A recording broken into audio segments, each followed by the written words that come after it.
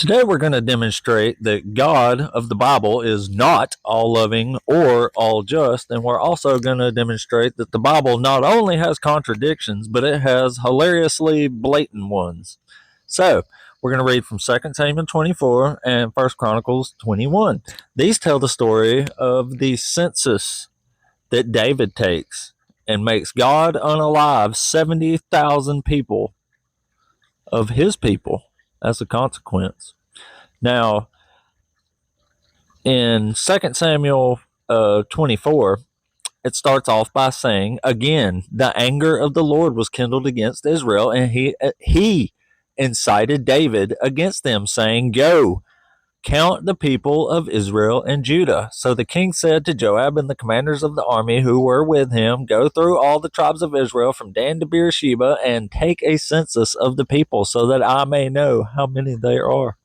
So, what has happened so far? It says, God, incited David to take a census.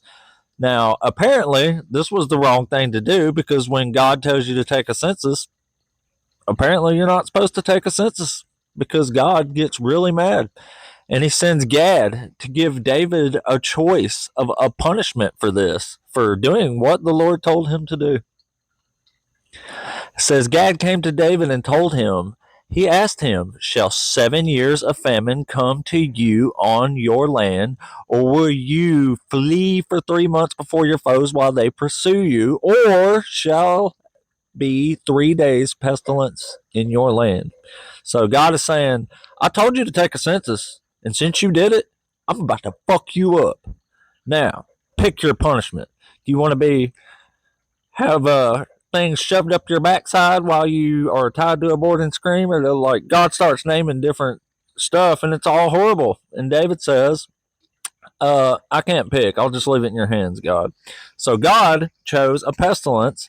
It says, So the Lord sent a pestilence on Israel from that morning until the appointed time, and 70,000 of the people unalived from Dan to Beersheba. So God tells David to take a census. David does it, and as a result, God kills 70,000 Israelites. Very loving. Also very just. I mean, obviously it's justice to tell a king to do something, and when he does it, you kill 70,000 people who had absolutely nothing to do with it. And to demonstrate that they had nothing to do with it, let's hear what David has to say. It says, When David saw the angel who was destroying the people, he said to the Lord, I alone have sinned by doing what you told me to do, apparently. And I, the shepherd, have done evil. But these sheep, what have they done? Let your hand, I pray, be against me and against my father's house. You know what that's saying there? That's David saying, I'm the one who did this. What in the world are you unaliving 70,000 of your own people for? Obviously, he did it for love and justice. So, in 1 Chronicles 21, this is fucking hilarious, let me tell you. So, Samuel opens by saying, God incited David to take a census. Who incites David, pray tell, in 1 Chronicles 21? Let's read it. Satan stood up against Israel and incited David to count the people of Israel. What? So, let me explain this to you. There's two authors here telling the same story. One of them said God did this. God incited David to take the census. The other one just said Satan did it. So, one person obviously thinks God is doing some Satanly shit, and the other thinks, we can't say God did this. This is obviously evil. It had to have been Satan, right? What? One says God did it, the other says Satan did it. If that's not a clear contradiction, I don't know what the is. Anyway, here's another funny one. The punishment that God asked David, which ones he wanted, in Samuel offered the choice of 7 years of famine here. In Chronicles, it says, 3 things I offer you, choose one of them, so that I may do it to you.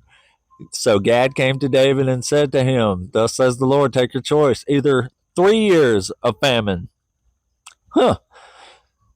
Unless 3 is also the number 7, then we have a contradiction here. As Gad prophesied to David, do you want 7 years of famine? And in Chronicles, he says, do you want 3 years of famine? So those are obviously different numbers.